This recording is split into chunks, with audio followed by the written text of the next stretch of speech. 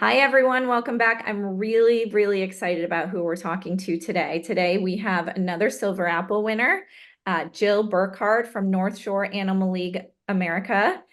She is the SVP of Development. Jill, welcome. Please tell us a little bit about yourself.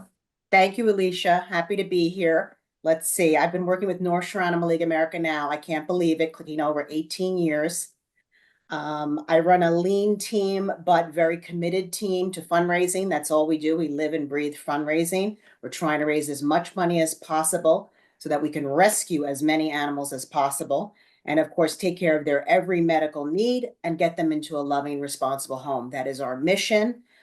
We are focused, and it's been a real pleasure to work there all these years and grow fundraising. I love it. So you said 18 years. That's a long time to commit. Can you talk us through a little bit about how you got there, what brought you there, and what you've been doing since you started?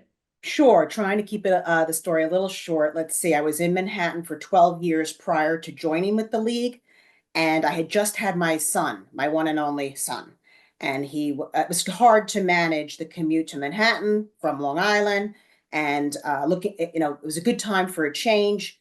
So I got the job, and I knew it would be the perfect job for me. It was made for me. I had some history in marketing on the for-profit side. So here I was going to go back to actually the hometown where I grew up in, work for an organization that I always admired, and then bring my knowledge there. And it's been very rewarding, starting out in a couple different positions, working my way up, taking on new responsibilities, and really trying to bring North Shore Animal League America into all of the marketing and agency work that they needed.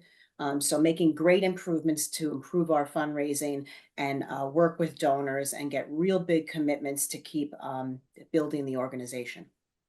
I love it. So over your time there, talk to me about something that you're really proud of and excited about. Integration really comes to mind.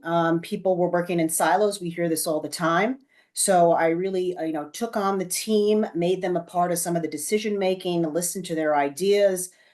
We brought in some agencies to help us with our work, some real professionalism we added to this part of the business.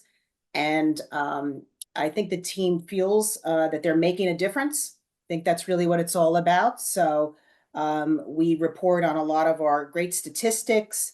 We reward everyone who makes it happen, and it really does take a village. In so many ways, we hear that. It takes a village to rescue an animal, but it also takes a village just to fundraise. So I feel like we have a committed team. We've integrated the departments. They're working together. We're seeing good results. So that has been an amazing transformation that I am very proud of. Yes, that's a huge achievement and something everybody I think could learn from for sure. So talk to me a little bit about, I know you said you have a lean team. How do you keep them motivated and energized? Mm. Well, we meet pretty frequently. I'm always available to them, always looking to them for to question things. We don't take anything at face value. We are seeing how we can improve everything. That's what kind of happens as you stay with an organization for a long time. With a lot of people who do also stay on with you for a long time, they kind of go through the motions. And Mhm. I've got to kind of get in there and say, is this still working? How should we change it? Let's maybe consider a different test or something. So you can't just leave things status quo, even if they're doing okay. So we're always kind of shaking things up.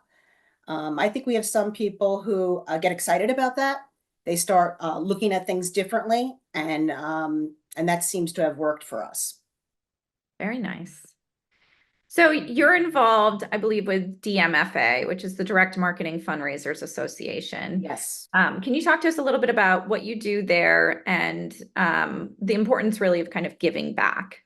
So we've been members now for quite a few years. We love the organization. So I'm only involved as a member. And then we're always looking at what they're putting out there. And I'm always getting my team members involved. In fact, later today, we are heading to their session on donor advised funds. And I'm bringing two colleagues from the office. So they're always doing things that are relevant to us. We attend, we get involved, we learn, so the organization really is our go-to organization. Whatever they're putting out there, we might give them some ideas of what we want to hear about for some of their programming. But everything is so worth it there. I've enjoyed the networking opportunities, of course. We really have some fun when we submit our campaigns for awards. And the content that they provide is relevant to us, so we are on board with them, hopefully for years to come. Very nice. So we talked about giving back and the importance of giving back. I believe you also in 2019 launched the North Shore Animal League Giving Day. Can you talk to us a little bit about the Yes. inspiration behind that and lessons learned through Oh, that? yes. I'm so glad you brought that up because, yes, we never had a giving day. And my leadership and the team, we said we have to get involved and do this. Obviously, we look at I don't want to call them competitors because really in the nonprofit world, they are not competitors. They are doing similar missions, great animal work, and we look to them to see what they're up to. So we saw a lot of our animal organization partners doing a giving day, and we said, this is a natural fit.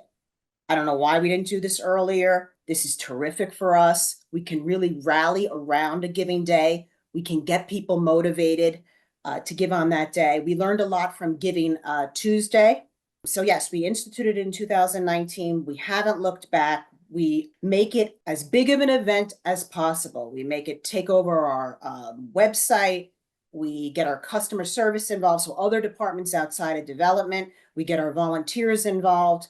And it's all we think about the week leading up to it. We tease everybody about it.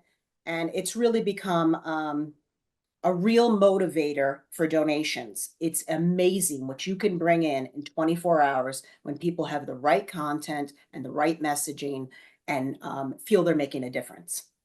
Mm-hmm. I love that. And I love the idea of it's really about the focus, but also going back to what you originally said at the beginning, the collaboration and kind of bringing everyone together on the same page. Absolutely. And it's nice to talk about Giving Day because we rallied around our Founders Day and we are celebrating our 80th anniversary this year. And that is a really big deal to us. 80 years of saving lives, over 1.2 million animals saved that most likely would have been euthanized, that have brought so much joy to loving families. And, our job, we take it very seriously, is to, keep going for another 80 years. So sustainability is incredibly important to us.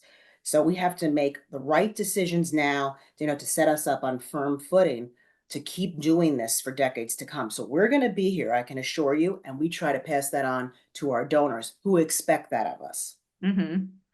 I love that. So we talked about, how you started. How has the business changed over the time you've been there? I'm glad you called it a business because even though we're a nonprofit, like you have to think of it as a business. Always try to remember that when we're deciding on investments, when we're making decisions. It is a business. We have to keep it thriving. We owe it to the animals. They're counting on us. If we don't do this work, who's going to do it for us? The business, we have to change. I don't know when there's been a time when the nonprofit world has not been challenging. We always talk about the challenges we're facing right now. We've always faced challenges. So for my last 18 years, it's just been a different challenge every year.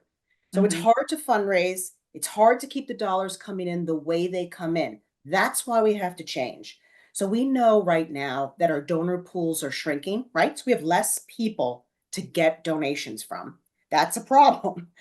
And so we have to do different things to try to get that. Concentrate on maybe some different programming, add some new programs. We're really working on DAFs, like I said. We're working on promoting that more. We're going to be involved in DAF Day coming up in a couple weeks. We're working on accepting new types of gifts like property. So we've got to be innovative to make up for the money that we can't be making right now because our donor files are shrinking.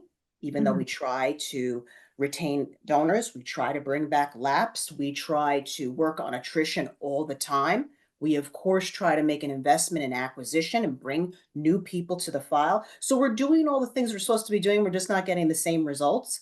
So we have to do other things to try to make up for that loss. So that's kind of what's happening now, but kind of happens all the time in just a different way. So it's whatever we're talking about, whatever you hear about, we're also affected by it and trying to mitigate any losses.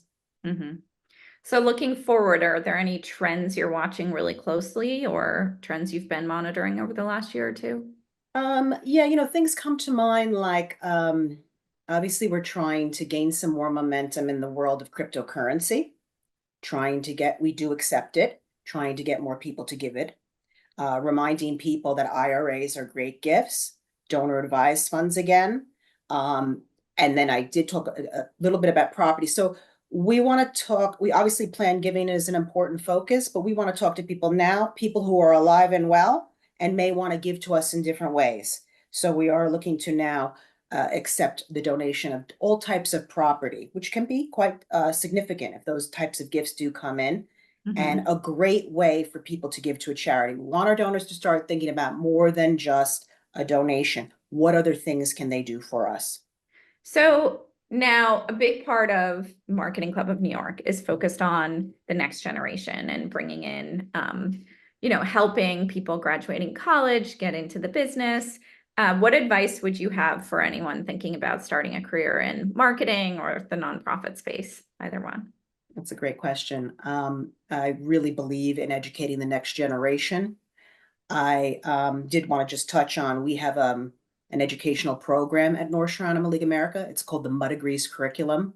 And what it does is educate the next generation really to be empathetic towards homeless pets and to make them part of your family and realize the benefits of pets, right? Social emotional learning. Taking pets into the classroom is becoming much more common. We have an entire ambassador program of students and school dogs. And when you bring school dogs into an environment like that, the bullying goes down. Kids start talking to each other who would never otherwise do that. So lots of amazing things happen with pets. So we are educating the next generation to think that way so they can carry it on way after us. So I believe in the importance of animals in education, and I believe in the importance of educating. Like I love what the Marketing Club of New York does, taking these kids under their wing, giving them scholarships, because I do believe getting into the nonprofit world is a great space for young people. To keep up with our nonprofits is so important, and I just think you become a different type of, I guess, employee when you work for a nonprofit, and it's very fulfilling. It gives you a lot of purpose. So I love the work that the Marketing Club of New York is doing. I love the work we're doing to educate kids in the world of humane education. So I'm all for it. Anything that supports it. Well, thank you so much for your time. Is there anything else that you wanted to share with Marketing Club or people thinking about attending the event in a couple weeks? Oh, yes, come to the event. I've been to many. I just can't believe I'm going to be honored. I mean, I'm truly humbled, but come to the event because it is everything you could imagine it to be. You're going to have a great night. You're in great company. The networking is fantastic, and it's just one of those feel-good events. So I highly recommend it, and I thank the Marketing Club for all that they continue to do. I love it. Well, Jill, thank you so much. And we're really excited to honor you in a couple weeks and celebrate everything you've accomplished over Oh, the it's my pleasure, Alicia. Thank you so much. Thank you.